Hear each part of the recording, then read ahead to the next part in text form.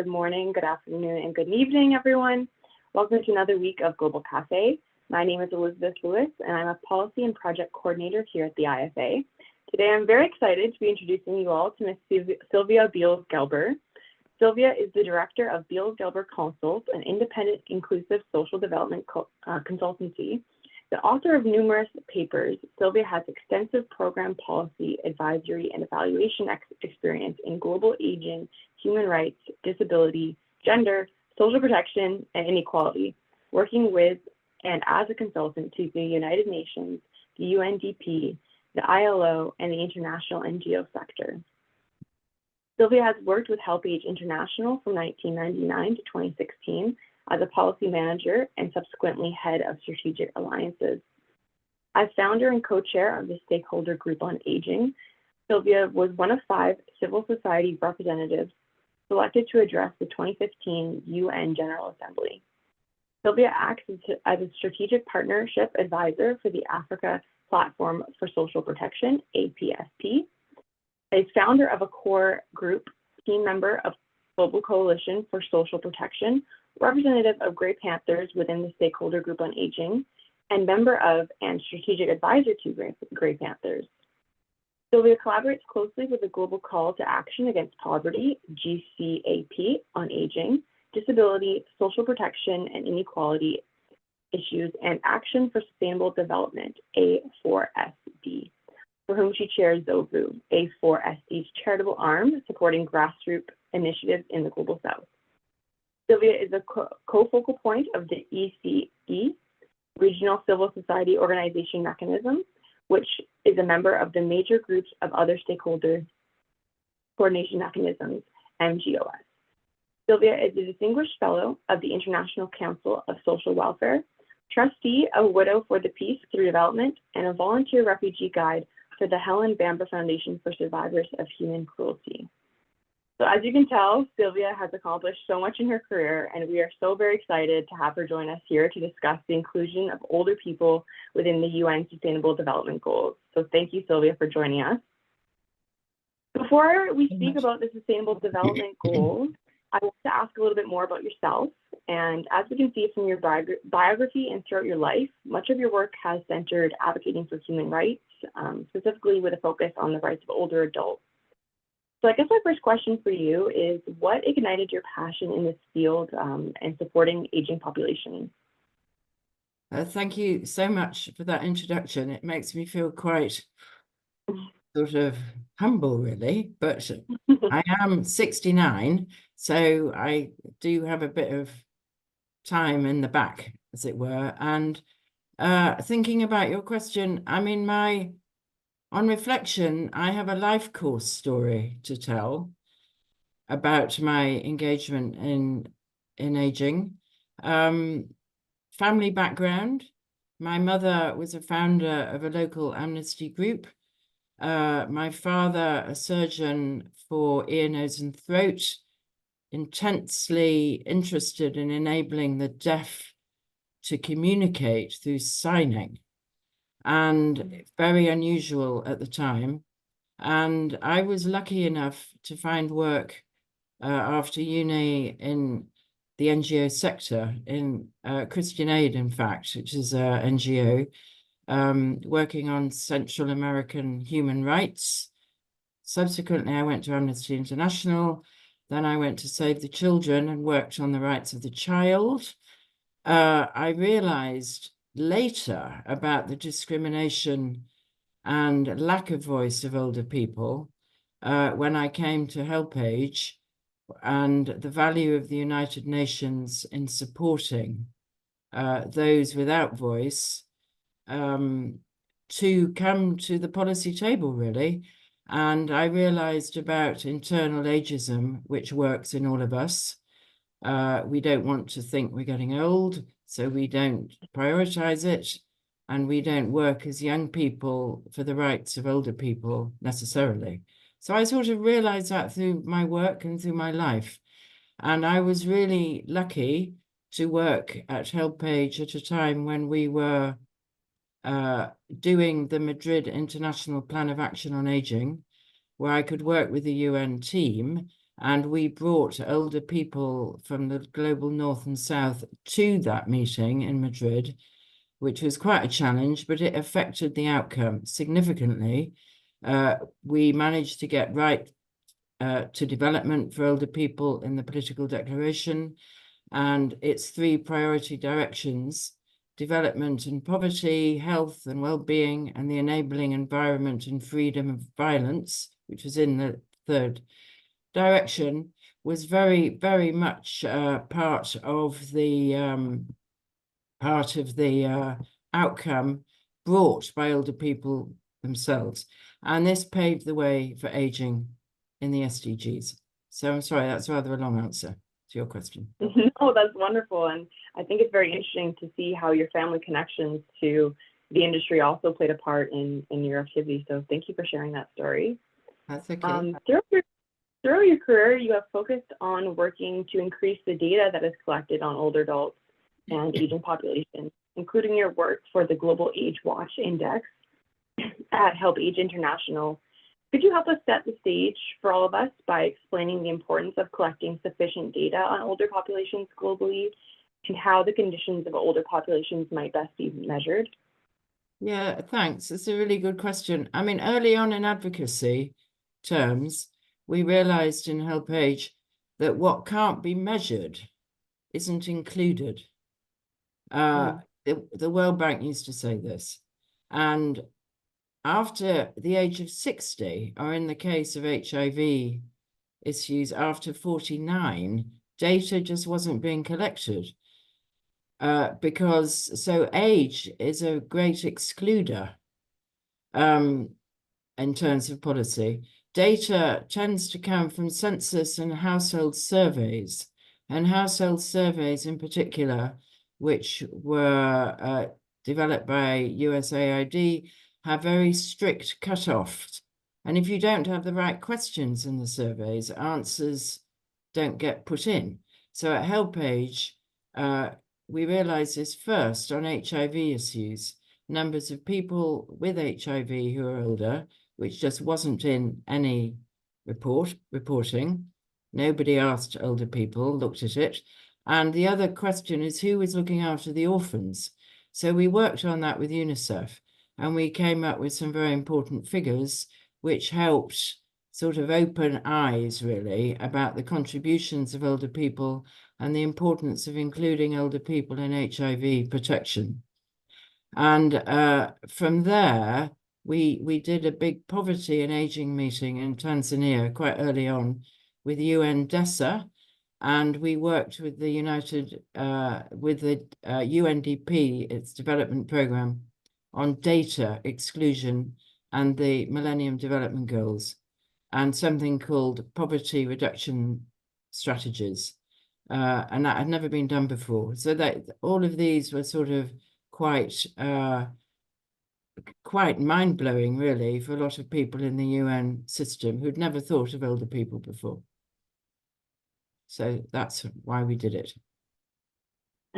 Thank you for sharing. Yeah, it certainly seems to be a gap to not include sort of the older range of older adults as well. I think many times the range of older adults isn't quite the full spectrum of what is needed. Yeah. But now that we've learned a bit more about you and the importance of targeted policies for older populations, could you explain what the Sustainable Development Goals are?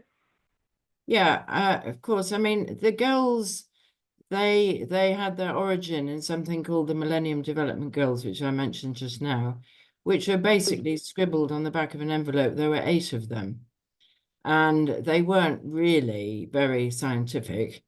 And so after some time, it was realized that governments needed more of a roadmap and a policy framework with quite measurable specific targets to deliver what we call the 3 pillars of sustainable development, which are social, going back to the Copenhagen Programme of Action 1995, the environmental, which you might remember Rio in 92 and 2002, and its agenda for action on climate protection, and the economic, which tends to drive the engine of development through financing for development, Addis Ababa agreements, and so on.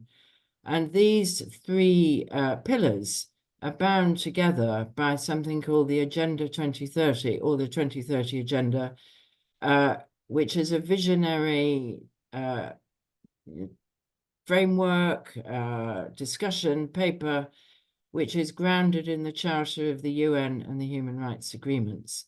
So there are 17 goals and 162, I think, targets, which are supposed to be measured and reported on, some every year at the high-level political forum. So, for example, 5 are being reported on this year. Well, the final goal is about partnerships and data, and it's always supposed to be reported on, and the General Assembly. And the goals are signed by all governments, and they are ours. I mean, they are supposed to frame all of our lives in any country we live in, and it's a framework for peace, stability, and planetary health. So they are important, and if we don't know them, we should sort of find out about them, really, and hold our governments to account to deliver them in our own country and locality. So that's what they are. Yeah, and thank you for sharing that. I think we're very happy to have this platform with you to help share the awareness about these goals as well, because like you said, it is, you know, all of our goals to accomplish. Speaking specifically to older adults, could you speak to the challenges and opportunities involved in fighting to include older adults in the Sustainable Development Goals? Well, sort of referring to what I said earlier, I think our main challenge was to get noticed and to get the data together and the voice together to show how older people were being left out of calculations, but also how older people are key partners and contributors to the goal's success. So if older people are being left out, it makes it very difficult to achieve the SDGs. So we did a lot of work on that. We produced a book with the UNFPA when I was a whole page called Aging in the 21st Century, a celebration and a challenge. And we did a lot of, if you like, research work in different countries around the world about whether older people knew about the goals, if they did, how they were being included or not. And we published this together with a kind of charter on what is required to bring older people in. And we work very hard to share all this at the UN or through countries. HelpAge is a network, so we work very closely with our network partners across the world, both to bring the information in to the book and its aftermath, which was actually the index, but also to get it across to people in the countries by older people why they matter.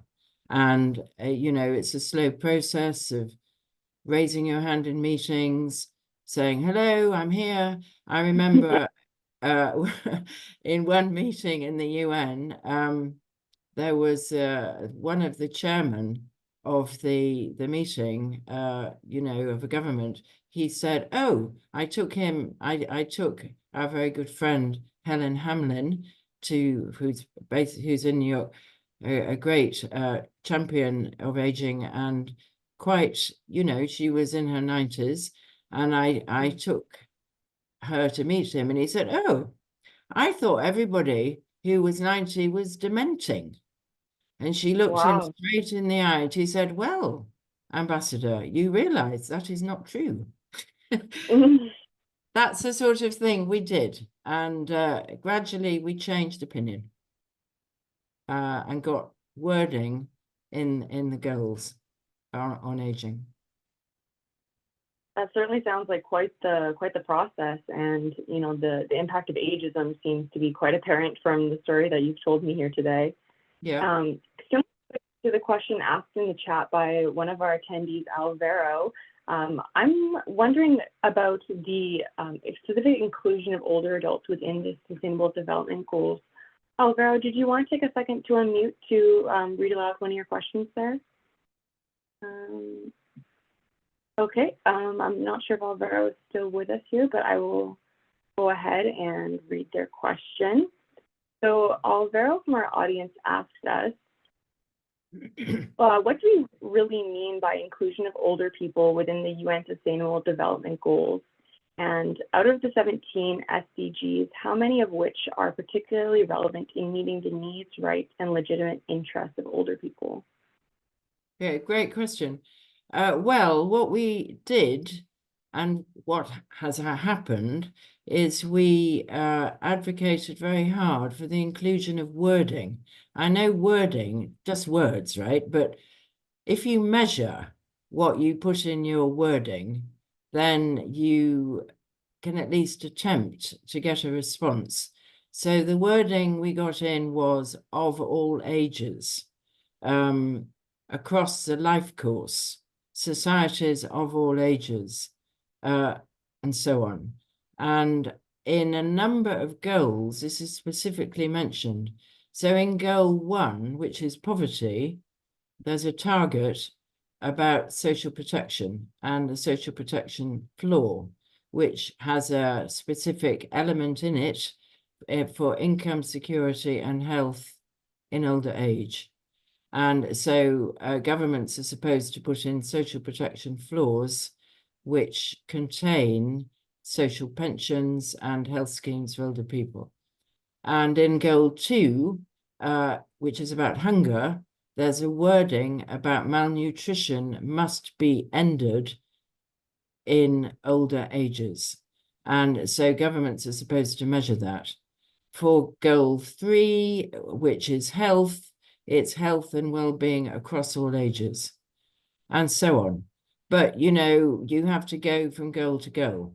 So goal 5, which is gender, we have to really fight for the inclusion of the experience of older women, even though we know that older women are the longest living of all of us. They're often not specifically included in gender programs, both as, beneficiaries, if you like, but also contributors in an intergenerational way or whatever, or in menopause or any of those things.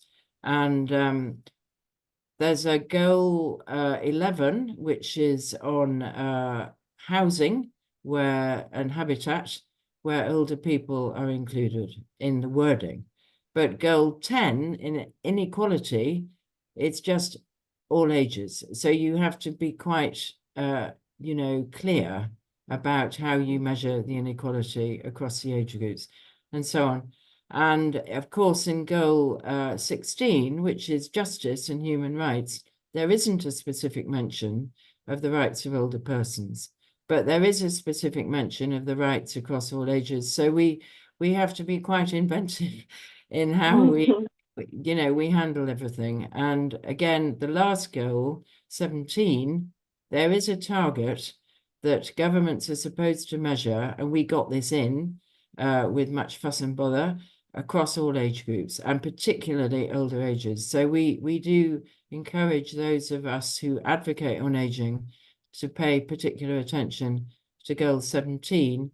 One of its results was the formation of a particular working group through the Statistical Commission of the United Nations called the Titchfield Group on Aging, which was formed to try and get proper data in for governments to measure on that target in goal 17. And that is still going, but it needs more support, obviously. Yeah, and it's interesting that there's such a variance across the goals as well with the inclusion of older adults. One of our attendees here also had a question referring to the third goal. Asabe, if you are here, did you want to unmute and tell your question?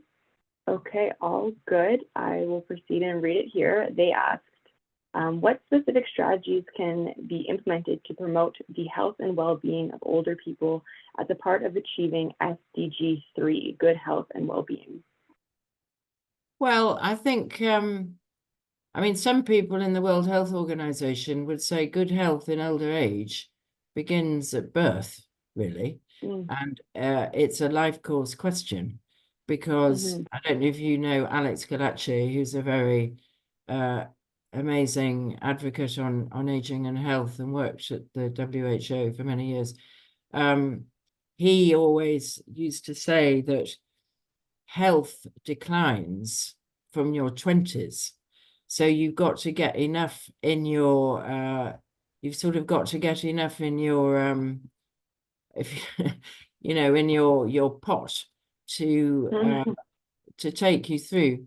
So, but I think it's very important that we understand the different things that might happen as you get old. I mean, people talk about, you know, how do you know when you're old? And many people will tell you, oh, I'm old because my bones hurt, or I've got a pain, or my eyesight's going, or and so on. So, you know, there is a kind of chronological aging thing which happens with health, which you have to be aware of. And, you know, I think we all know how important exercise and diet and all the rest is, but I think it's purpose too, keeping engaged. And we know how important older people are in supporting their families and, you know, being grandparents or volunteers, but it's also supporting yourself as you get older and not feeling excluded. So things like having good transport is a very important thing. In the Girl 11 I mentioned, it talks about accessible transport, decent pavements, housing, which, you know, is not bad for you as you age, etc. All of these things are very important, and we would call that, the WHO call that the, you know, aging and health program. And it's a very comprehensive one about how we live throughout our lives, and we don't separate our younger self from our older self. I don't if that's helpful as a response. Yeah, I think that was a very comprehensive answer, and hopefully that answers our audience members' question as well. I know we spoke a bit to the ageism playing a factor and simply seeing older adults as an oversight, but why do you think that there's often pushback in including older adults once their exclusion is highlighted? Well, I think there's something in us that we don't want to get old. And it's a real contradiction because we don't want to die either. So we do want to get old, but we want to get old in the way that we want to get old, which isn't necessarily being pushed in a home or being stuck in the corner in a house or being isolated in it.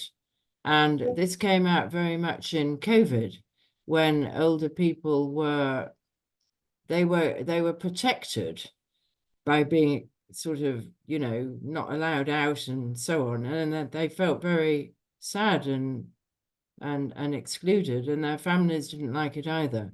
So I think there's something about understanding that we do age, but as we age with the same person, Desmond Tutu used to say to us, you know, rights don't stop when you get old. I am not a different person because I am now 70 when once I was 50. You know, you have more experience perhaps, and you have more insight, or possibly less insight, but you know, you're the same person. And I think we mustn't fear aging. But of course, it's difficult not to fear aging when you see around you, if you like, very difficult circumstances and what how older people live. And, you know, older people work. AARP has done really interesting research on how intergenerational, or people of different ages working in a single you know, business, do very well because they mix experience and age groups and so on. Older people, as I said, volunteer, you know, they do all sorts of things. As long as you are active, as long as you can be, I think that's important. But we have to understand that we are aging. So it's a hard one.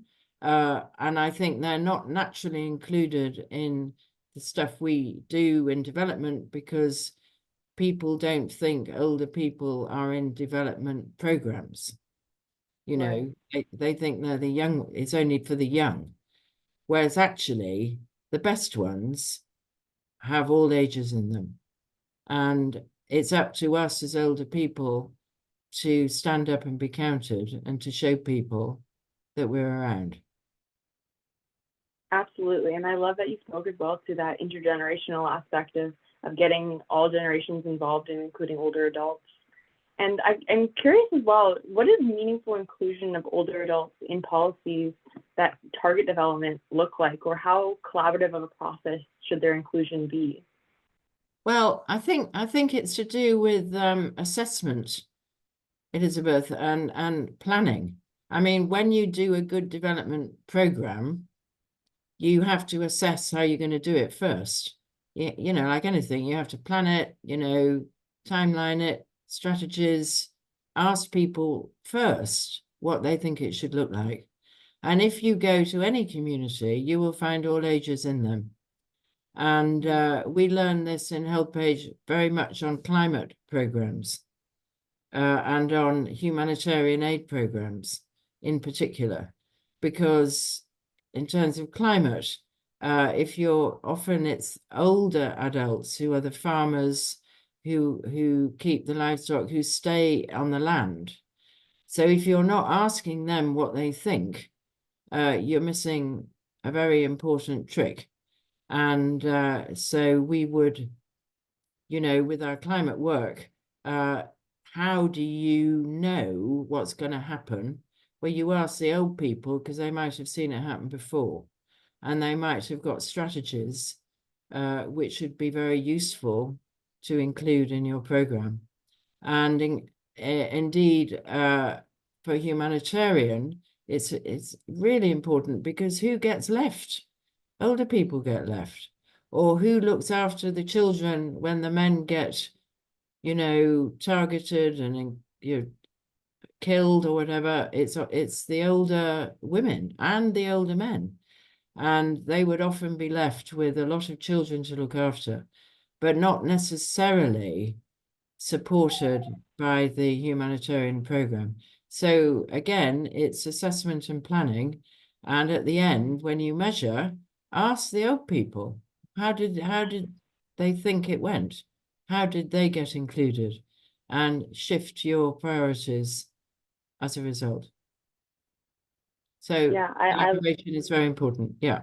Sorry. Yeah, no, thank you for sharing. And I like your example of, you know, even speaking to, say, a farmer on the local level and seeing what do they really need. And, you know, in terms of the sustainable development goals, how much were older adults included in assessing what targets should be met or creating the goals? Were they consulted along the way in different nations, or was that more of a larger scale overview of what is needed? No, I think it's ongoing. I don't think they were particularly consulted. I mean, I mentioned some where HelpAge was engaged. IFA might have other examples, other networks. But often older people's organizations are not invited to the meeting. So, you know, in my CV, the bio you read out, that's why I've focused a lot on collaboration, partnerships with others who have expertise. For example, the Global Call to Action Against Poverty.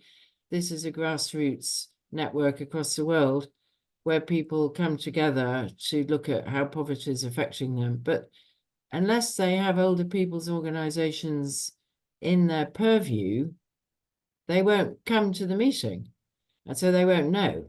And it's therefore important to make the case and to remind people. And when you do remind people and you ask them to, you know, don't be satisfied when you call a meeting in a community and there aren't any old people, go and look for the old people. They've probably been left in the house, or they're looking after the chickens, or they're dealing with the children.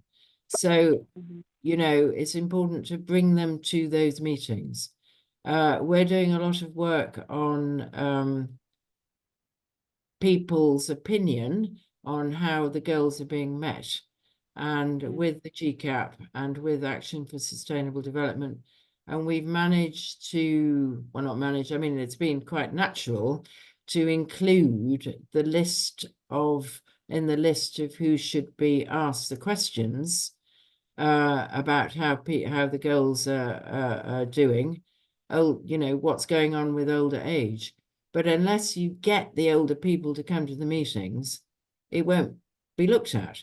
So I do quite a lot of work still in encouraging older people to come into the Zoom, to get into the stakeholder group on aging, which we founded at the United Nations to make sure they were part of the major groups and other stakeholders, which report back on the goals to the governments for civil society. So we need, you know, a very lively input from older people in their organizations to discuss the targets and goals. And if they're not there, they won't be thought about, which, you know, just happens. Yeah. I think we have some pretty great questions in the chat here from our audience members. I want to address Shmuel's question, but first I'm just going to ask Margaret to perhaps unmute if you're still here with us to ask your question. Margaret, are you still here? Yeah, I'm here, thanks. First of all, thank you, Sylvia, for your activism, and thank you for actually bringing me into this work when I retired back in 2014. So I have a lot to thank you for. My question is, what do you think is the key action that older persons or older persons organizations, activists can do to ensure that the rights of older persons are included as we go forward with the sustainable developments, and both thinking about what we can do at the UN, but also back in Capital? Thank you so much, Maggie. It's so nice to see you. Well, I think the main thing is to get engaged. Raise the question. In the capital, it's about raising issues of older people with your government, with your local council, with your local setup. But it's also to claim rights. And you know, we do not have a convention of the rights of older persons yet. And I know many of you on this call will be involved in it. And I didn't say that in my introduction, but at HelpAge, when I first went there, I said, we need rights. And they said, some people said, we'll never get rights of older people. It's too difficult. And we started, along with many of you that did, in just saying, well, we have rights too. And if they're not recognized and acted on, they can be ignored. And the rights framework is terrifically important. And if we have the rights of older people laid down in a mechanism, this gives support as well for their inclusion in the follow-up to the goals, because as I said, it is a rights framework. Maggie, I think the thing is to get engaged, and I'd encourage all of you. I know IFA is part of the stakeholder group on aging, but you're all part of different organizations with different experiences and voices and ways of acting in your local community. Please come in, please get involved, because without that, we can't expand the conversation. And as we get older across the globe, all countries are aging. The percentage of older adults is increasing faster than the percentage of young children and younger. You know, we need to bring the generations together. So the more we can encourage younger people to take the rights which they will be very conscious of when they're old, seriously when they're younger, the better, because then we get a better read across generationally. Is that okay, Maggie? Did I answer you? Perfect. Thank you so much. And I want to move to answer Shmuel's question as well and sort of focus on some of the goals in particular. The first goal of the 17 SDGs is to eradicate poverty in all forms everywhere. Could you speak a bit more to the specific targets and indicators associated with this goal in developing countries? and how poverty and low socioeconomic status uniquely impacts the lives of older persons globally. Okay, well, I'll start with that bit. I mean, so I said the evidence is that what happens in your childhood affects you across the life course. And so if you are what we might call chronically poor from childhood because of your country, because of your ethnicity, perhaps because of you might have a disability as a young person, you know, this will carry through your life. And women in particular have a very tough time because they have, you know, children, they're not necessarily supported with proper healthcare and nutrition, which is why nutrition is a goal which does have older age in, as well as children. And your status in terms of affecting your environment. So that's where the rights question comes in. So poverty and low economic status happens from childhood. And as you get older, you know, your health is impacted, and that impacts your family and so on. So that's the chronic poverty argument. The specific targets and indicators associated with this goal are the one that I mentioned earlier. It's called the social protection target, and it's goal 3 of the poverty goal. And this particular target says that social protection is the right of all people. It was enshrined in the Universal Declaration of Human Rights, and all people across their life course should have access to health and regular income, especially in times of childhood, disability, motherhood, and older age. But still, over half the world is denied income and healthcare in older age, which is shocking. And we're now 2024. There's so much wealth in the world, and this target has not been realized. So I you know, this is a very important goal for older people, and it would be very important for all older people's organizations to get involved in it. I'm part of the Global Coalition for Social Protection Floors, was a founder member of it actually, when the floor was agreed in 2012. It was an ILO recommendation. So all signatories, government signatories, which are ILO signatories, which is about 160 countries, are supposed to implement this goal, and many do not yet, which is shocking.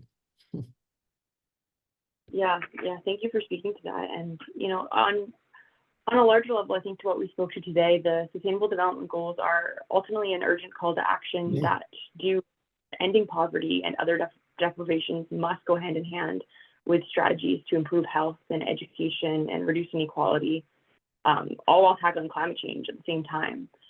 We also know that older adults and other vulnerable groups are often disproportionately impacted by the climate change crisis. Could you speak a bit more to how the goals seek to ensure that nobody is left behind, and how those in least developed countries specifically are included in the action plan? Okay, well, the whole question of measurement is supposed to be for all ages, and some girls specifically mention all ages, but that doesn't mean that the other girls shouldn't include all ages, because they're supposed to be for everybody. And as we age, we should insist more that we are included. So for education, this is about lifelong learning on the one hand, but it's also about digital inclusion, because much of education is digital. Many older people don't feel they're entitled to go to school whether it be for literacy or for further education. So it's claiming the right that you see in the girls. So I think in terms of how aging is properly included in the girls is part of the responsibility of older people themselves, as we've discussed, to understand that they are for them. They're not for the others. They're for all of us across our lives. And I think in terms of commitment at all levels of government and so on, we have to get more involved in the measurement process. Every year, a number of goals are debated and talked about in depth in the meeting coming up in July in New York called the High Level Political Forum. And this year, the goals under review are 1, 2, which is hunger, climate change, which is 13, goals 16, which is justice, and goals 17. So something like 45 countries across the world are have made reports saying how they've, reached the goal and the targets. But we have to look carefully. Have they asked the older adults about their inclusion? And what Grey Panthers does, which I'm part of Grey Panthers, every year they bring in, it's very small, Grey Panthers, but we're able to encourage interns from the universities of America to come in and help look at the reports, the VNR, they were called the Voluntary National Reviews of governments, and make an assessment of how, often older people are mentioned, but in a very kind of welfareist way. There's nothing wrong with welfare, but, not about contributing or just, we've done a bit of care work, we've thought about older people who are needing care, not older people who are giving care. Most older people give care rather than need care across the world. And, the question of cities, when it came up, was a very important goal because we know how habitat is important. And just to finish, at the stakeholder group on aging, because we are a major group, another stakeholder, we can produce a report every year on what we think is happening to older people in relation to the goals. And this report is published in English on the High Level Political Forum website. We've just concluded our report. But the summary, which is only 500 words, is in different languages and is already on the website, both of the stakeholder group on aging and the UN. So I would encourage all of us involved in aging to look at those reports and use them with our own organizations for discussion. We're just a few people who write these things. We might have got it wrong, but it's very important to get something down and then have a talk about it and make partnerships with other types of groups. If you think, the women's movement, well, there are a lot of older women, but do they identify as older women? Do they think about it? Or people who, there's a major group called Communities Discriminated Against for Work and Dissent. Well, there are a lot of older people in that group, but do they identify as older people? So we have to kind of think together across the groups and the age groups and the regions to make sure that aging is not forgotten about. Yeah, certainly a lot of factors to consider there, and really highlight the importance of evidence-based research and continuing to collect data sufficiently. Yeah. I want to turn our focus here just to some of the questions that are being asked in the chat. Yeah. Aline has a question here. Aline, if you're still with us, did you want to unmute to ask your question? Oh, yes. Thank you very much, Elizabeth. This has been a great discussion. I'm particularly interested, have you any comment on the intersection of the sustainable goal and government structures that are put in place to deal with workplace issues that would transgress the life course, for instance, occupational pensions, and decisions are made only for those at the table, which exclude the older persons, and you've no rights to get there based on government legislation, which they won't change. I know you commented on the ILO and Sustainable Goal 3, but is there anything in that space, because it's affecting people's income in retirement, because decisions are made that reduces their income and they're not allowed to be at the table? I think that's really important. I mean, it's really coming up, isn't it, about, well, it always has been, you know, pension age, what is a decent pension age or not, reducing or increasing the pension age. I mean, when pensions came in, the life expectancy was less. So we're having to invest more in our pensions, and government legislation is very important here. And it's actually about financing our older age in different ways, including through the workplace. So I guess you know, there's a lot of discrimination against older people in the workplace, but there's also good practice to show that you can't do that. And funnily enough, the United States has rather interesting practice because of legislation which came in the 20s and the 30s. I think it's very important that unions discuss this. You know, there's a decent work agenda, which the ILO espouses, and the tripartite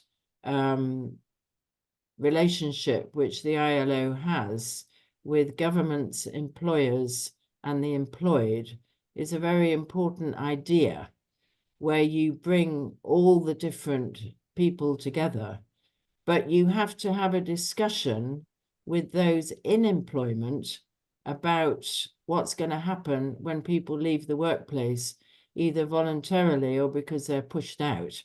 And the decent work agenda provides for this.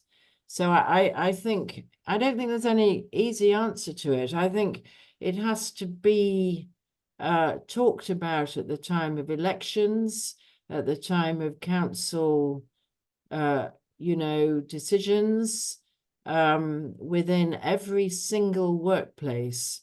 The issue of pension provision and occupational hazard has to come in, and also, if you like, the workplace environment, so that it is an enabling environment for people across the age groups. And there's a disability convention, which is very important here, the Convention for the Rights of Persons with Disabilities, which speaks to the obligation of workplaces and governments to provide the enabling environment with people with mobility issues, perhaps with issues of deafness or sight, and to enable everybody to be able to work if they wish to. And discrimination actually is a prohibited thing in the workplace. So it's using those different angles. I hope that's an answer to your very important question. Yeah, thank you very much. It's once you've left, it's like the store's ad, once they're gone, you're gone. But the decisions that they're making for those at the table, which affect those who are not allowed to be at the table, which is ignoring the post-retirement ages. So yeah, it's a government situation. So you've given me a few pointers. Thank you very much. That's helpful. Okay, good. Thank you. Thank you so much. And unfortunately, we are getting close to the end of our discussion here today. We've had some lovely audience questions. I think Cynthia asked a wonderful question that we can work to close off with. Cynthia, did you want to ask your question? Sure. Well, Sylvia, always lovely to see you. And this has been a really stimulating conversation this morning. And I concur with you when you said, intergenerational collaboration is just very important. But I'm wondering what you think from your perspective would be the priorities for older persons to engage with youth that will really make a difference in the long term.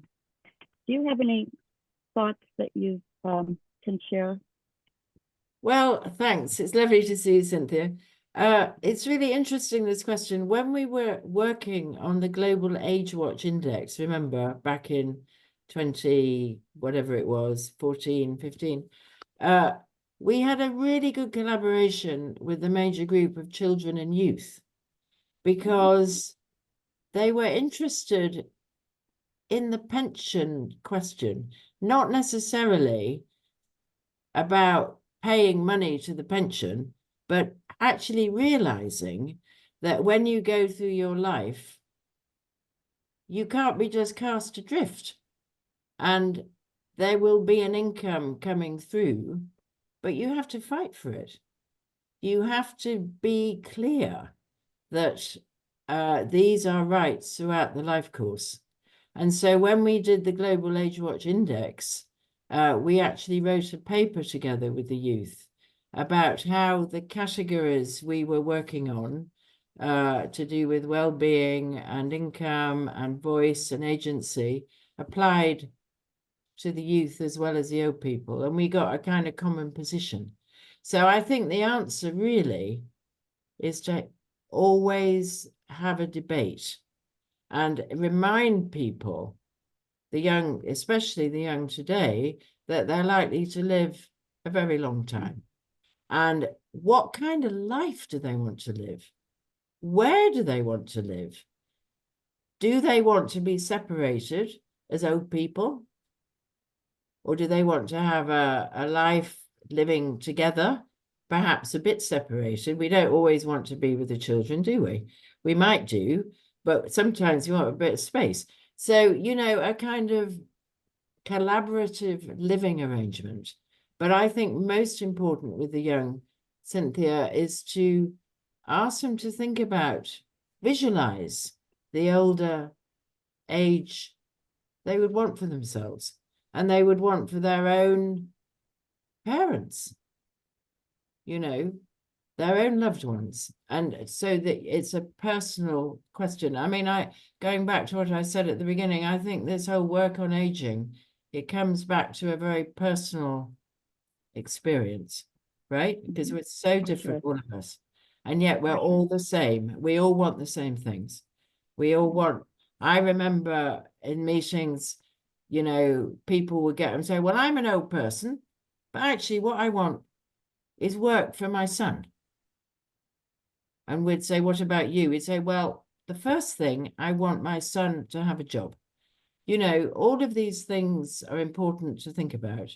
And if we can all work together to deliver what you might call the rights under the Human Rights Charter of the Human Rights of the United Nations, but across the life course, we would do well. So I hope that answers your question. Yeah. And that I get to see you soon. I'm coming in September to New York. Right.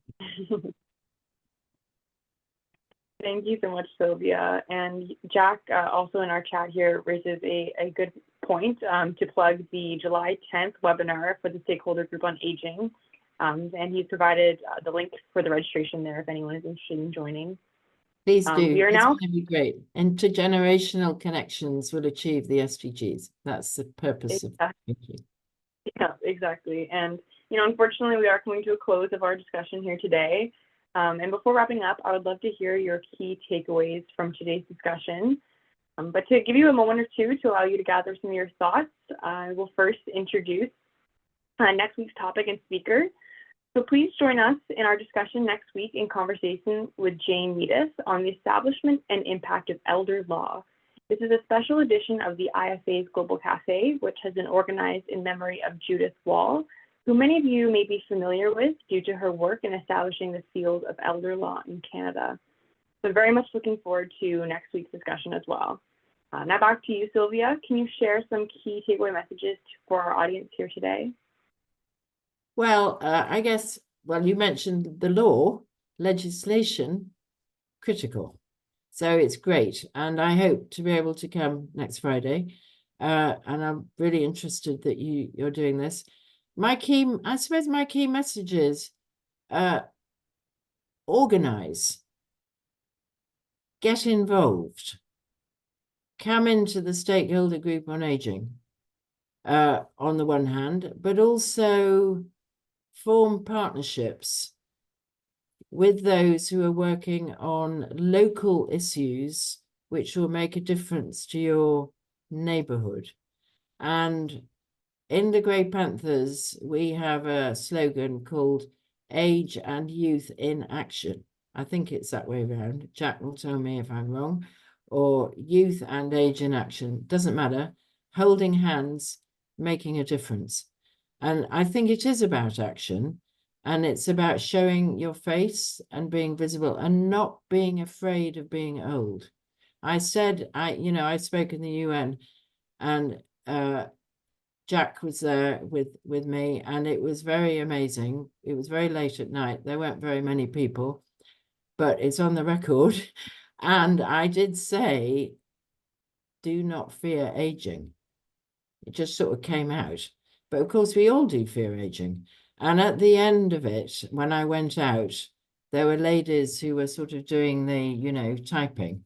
And they said, oh, you talked about us. And they weren't old. They were like 50 or something, 45. And it was a great privilege, really, to hear that, because we have to speak out and be present and not stand back and not be the grey, unseen, unheard people. And I think that's my message. Count us in, be counted, raise your head and raise your voice. If that's... Thank you for that, Sylvia. And thank you so much for being so generous with your time here today. I think, our conversation has really highlighted the importance of ensuring that nobody is left behind, including older adults, and the importance of taking an intergenerational approach to getting those achievements. Before we sign off, I would also, again, like to thank everyone for another great week of our Global Cafe, with dedicated thanks to the incredible people working at the IFA who have supported this in every Global Cafe, in particular Luana, who makes all of this happen behind the scenes. Hope you all take care and have a wonderful weekend. See you next Friday. Thank you. I just want to say thank you to everyone for coming. Thank you so much.